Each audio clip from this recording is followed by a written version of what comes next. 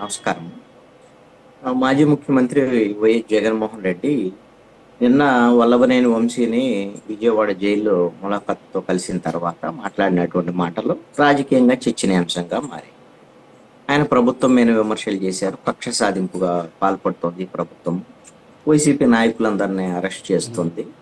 దాంతోపాటుగా దీంట్లో భాగస్వాములైనటువంటి పోలీస్ అధికారులని, ఇతర అధికారులను కూడా మేము వదిలిపెట్టమనేటువంటి విధంగా ఇది ఎందుకు ఈ వ్యాఖ్యలు చేశారు అని అంటే, వచ్చేటువంటిది మా ప్రభుత్వం అనేటువంటి విధంగా వాళ్ళ కేడర్కి ఒక మనోస్థైర్యం కల్పించడం అనేటువంటిది ఒకటి లక్ష్యం.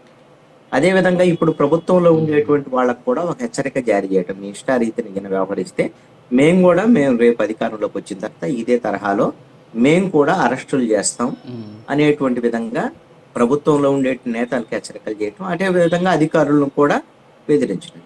ఏ ప్రభుత్వం కూడా ఒకవేళ జగన్మోహన్ రెడ్డి వచ్చినా సరే, జగన్మోహన్ రెడ్డి అధికారంలో ఉన్నప్పుడు అధికారులకు సంబంధించినటువంటి విషయం వాళ్ళకి ఇష్టమైనటువంటి పోస్టింగ్స్ రాకపోవచ్చు, లూప్ లైన్ లో పెట్టచ్చు, లేకపోతే విఆర్ లో పెట్టేదానికి అవకాశం ఉంటుంది. ఏదన్నా తప్పులు చేస్తే సస్పెండ్ చేసేదానికి కూడా అవకాశం ఉంటుంది. అంతే తప్ప బట్టలు ఇప్పదీసి నిలబెట్టాలు ఇవన్నీ చేయటం అనేటువంటిది ఉండదు. ఒకవేళ కేసులకు సంబంధించినటువంటి వ్యవహారంలో ఒకవేళ ఎవరన్నా అధికారులు తప్పు చేసి ఉంటే అది వాళ్ళు సర్వీసులో ఉన్నంత కాలం మాత్రం వ్యవహారంలోనే అప్పుడు తేలాల్సినటువంటి అంశాలు.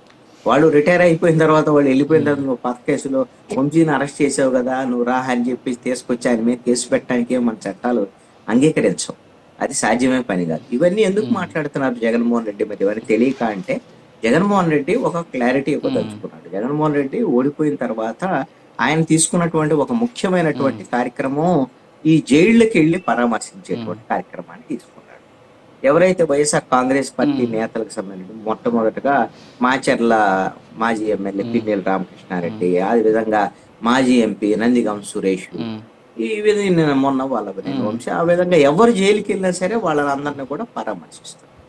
దీని ద్వారాగా వాళ్ళ పార్టీ క్యాడర్కి ఒక సందేశం ఇవ్వాలనుకుంటున్నాడు.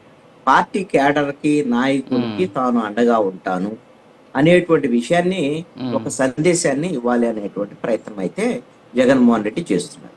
చాలా మంది అనుకోవచ్చు, మరి వల్లభనేని వంశీ తప్పులు చేశాడు కదా, అన్ని తప్పులు చేసినటువంటి వాళ్ళు ఆ విధంగా నటోరియస్ క్రిమినల్ అని వీళ్ళు మొన్న కోర్టుకు సమర్పించినటువంటి రిమాండ్ రిపోర్ట్ లో కూడా పోలీసులు పేర్కొన్నటువంటి తెలుగుదేశం పార్టీ ఆఫీసుల మీద దాడి, చంద్రబాబు నాయుడు, నారా లోకేష్ వాళ్ళ కుటుంబాల మీద మాట్లాడినటువంటి మాటలు, ఇవన్నీ కూడా అన్ని జనానికి తెలుసు వల్లభనేని వంశీ వ్యవహార శైలి ఎలాంటిదని.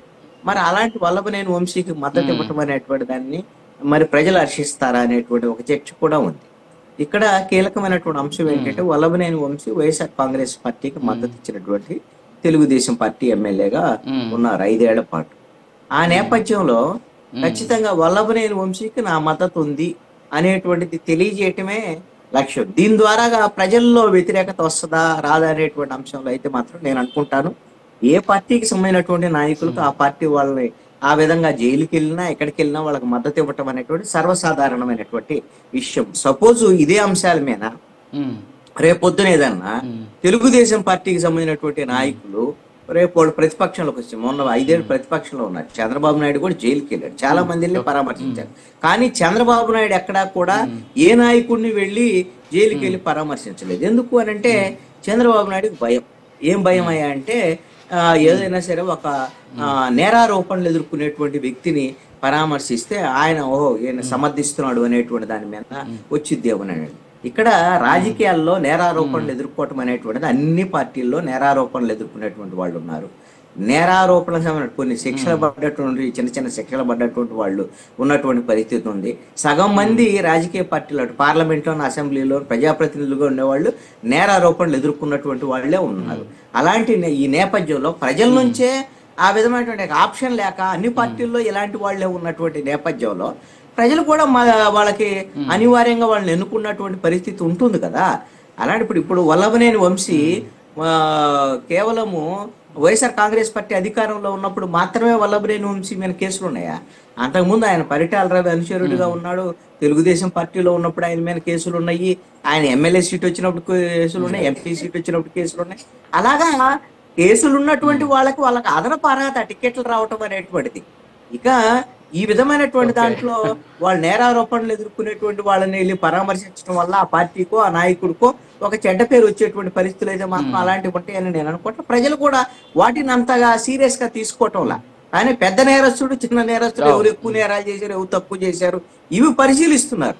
5 ఏళ్లలో ఈ ప్రభుత్వం ఎలా పనిచేసింది వీళ్ళు బాగా పనిచేయలేదు నెక్స్ట్ ఆప్షన్ వీళ్ళని దించేద్దాం ఎవరు ప్రత్యామ్నాయం ఉంటే వాళ్ళని ఇవ్వాలి అనేటువంటి దాని మీద అలాంటి పరిస్థితులు ప్రజల వైపు నుంచి కూడా ఉన్నాయి కాబట్టి జగన్మోహన్ రెడ్డి ఒక క్లారిటీగా ఆయనే ఇప్పుడు ఆయన 5 ఏళ్ల కాలంలో వేరే నాయకుడు ఎవరు వైఎస్ఆర్ కాంగ్రెస్ పార్టీలో ఇంకొక కీలకమైన నాయకుడు ఎవరు ఎదగలేదు. జగన్మోహన్ రెడ్డి ఒక్కళ్ళే ఉన్నారు. One and only leader Jaganmohan Reddy YSR Congress పార్టీకి. ఆయన చుట్టూ ఉన్నటువంటి 5గురు కూడా ఆయనకు సపోర్ట్ చేసేటువంటి వాళ్లే. మిగతా వాళ్ళు ఎవరు కూడా మంత్రులు గానీ మిగతా వాళ్ళు ఎవరు నాయకులు గానీ ఒక స్టేట్ లీడర్ గా ఫోకస్ అయినటువంటి పరిస్థితి లేదు. అందుకని ఇప్పుడు ఓడిపోయిన తర్వాత కూడా జగన్మోహన్ రెడ్డి ఇతర నాయకుల మీద ఆధారపడ్డటువంటి పరిస్థితిని మనం చూడలేదు. అందుకనే జగన్మోహన్ రెడ్డి ఒక నిర్ణయం తీసుకున్నాడు. తనే రోడ్డు మీదకి రావాలి, ప్రజల తరపున ప్రజల ఇష్యూస్ కానీ లేకపోతే వాళ్ళ నాయకులకు సంబంధించినటువంటి సమస్యల మీద కానీ తనే పోరాడాలి అనేటువంటి దాని మీద డెసిషన్ తీసుకొని ఇప్పుడు జైళ్ళకి వెళ్తున్నాడు. అదే విధంగా ప్రజల సమస్యల మీద ఈ రోజు రైతుల సమస్యల మీద గుంటూరుకి వెళ్ళి మార్కెట్ యార్డ్ దగ్గరికి వెళ్తున్నాడు. ఇంకా కొన్ని సూపర్ 6 ఇంప్లిమెంటేషన్ వీటి మీద కూడా ఆయనే పోరాటానికి సిద్ధం అవుతున్నటువంటి పరిస్థితి. ఈ వన్ మ్యాన్ షో అన్నమాట. జగన్మోహన్ రెడ్డి నమ్మకం ఏంది, నేను నా వల్లే వైఎస్ఆర్ కాంగ్రెస్ పార్టీ గెలిచింది మొన్న, మళ్ళీ ఇప్పుడు ఓడిపోయినాక నేనే బాధ్యత తీసుకుంటాను, రేపొద్దున గెలిచినా నా వల్లే గెలుస్తుంది అనేటువంటి ఒక వన్ మ్యాన్ షో అనేటువంటిది చేస్తున్నటువంటి పరిస్థితి మాత్రం జగన్మోహన్ రెడ్డి ఉంది. Okay sir. ఓకే రాఘవేంద్ర గారు, గుడ్ మార్నింగ్ అండి. సో ఏంటి